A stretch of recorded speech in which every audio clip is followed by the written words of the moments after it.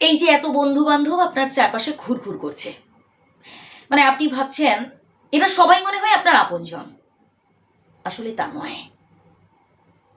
কিছু কিছু মানুষ আপনার সামনে জাস্ট অভিনয় করে যাবে, আপনাকে ভালোবাসার প্রতিশ্রুতি দেবে, বলবে এখন যে আমি সারা জীবন তো বন্ধু হয়ে থাকবো, তোর আমার প্রেম কোনোদিনও নষ্ট হবে না।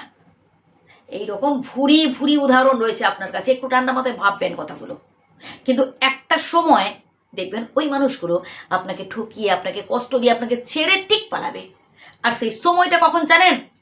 যখন আপনি কঠিন পরিস্থিতিতে পড়বেন, যখন পকেটে টাকা থাকবে না, যখন চাকরি ছেড়ে যাবে বা কাজবাজ ছেড়ে যাবে, তখনই বুঝতে পারবেন কে বা কারা আসলেই আপনার বন্ধু। এই যে ফ্রেন্ড লিস্টে এত ফ্রেন্ড রয়েছে, ওই নামে মাত্রই ফ্রেন্ড। যতক্ষণ দিতে পারছেন ততক্ষণ আপনি তাদের কাছে বন্ধু।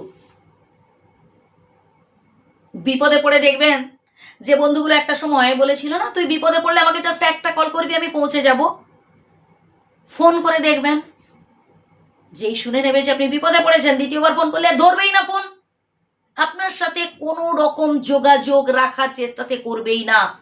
আপনি হয়তো তার ঠিকানা খুঁজে তার বাড়িতে উপস্থিত হলেন, বাড়ির মধ্যেই আছে, তবুও বাড়ির লোকের দ্বারা বলে পাঠিয়েছে।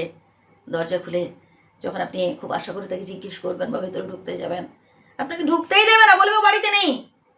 আপনি তখন জিজ্ঞেস করবেন যে কোথায় গেছে, ওসব জানি না, ও বাড়িতে নেই।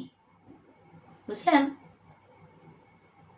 যখন অভাব ঘরে ঢোকে তখন ওই প্রেম প্রীতির মানুষগুলো সব জানালা দিয়ে ফুরুত ফুরুত করে উড়ে পালায়।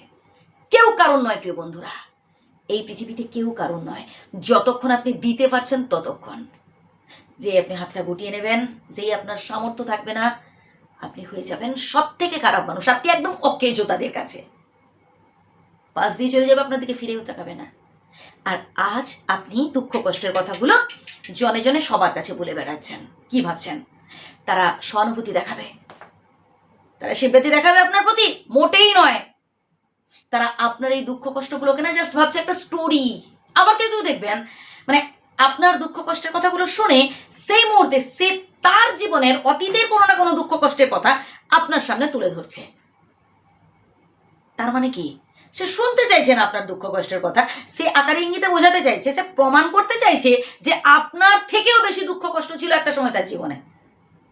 তো কেন বলতে যাচ্ছেন? মনের কথা মনেই রাখুন প্রিয় বন্ধু। বরং বেটার হবে যদি বিধাতার কাছে জানান, যদি ভগবানের কাছে জানান বা আল্লাহর কাছে জানান, তাহলে বরং আপনার তাতে লাভ হবে। মানুষকে বিশ্বাস করবেন না, মানুষের কাছে না অসহায়ত্বের কথা বলতে যাবেন না।